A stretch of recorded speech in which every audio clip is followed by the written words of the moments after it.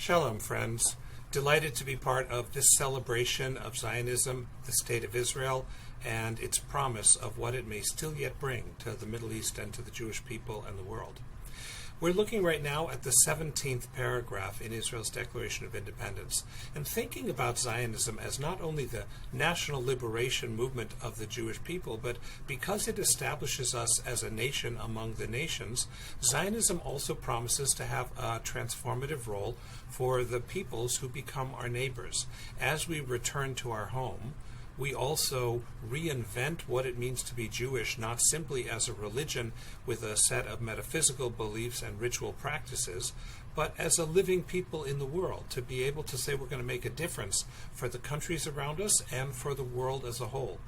And that implies that we have to find some way to be able to live in peace with our neighbors. And so, no surprise, in its founding document, Israel announces to the world we extend our hand to all neighboring states and their peoples in an offer of peace and good neighborliness.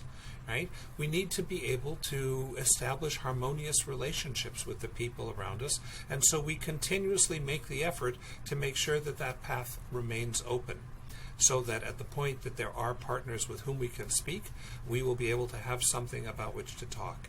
But Israel's thriving promises to happen in a context of thriving for the nations around us and the world, which means then that the next step of this is not only that we live with good neighborliness, but we also appeal to the countries around us to enjoy and celebrate as the sovereign Jewish people return to their own land. And finally, that Israel pledges to be part of a common effort for the advancement of the entire Middle East. That what we do is not simply internal and cannot be cut off from the world around us, but indeed links us as neighbors with the countries around us so that all of us benefit from the rising employment and culture and technology and living standards as we care for the environment of the region and ultimately the world. All of that implicit in the promise of Zionism of a Jewish people restored to their homeland and a nation once again. Shalom.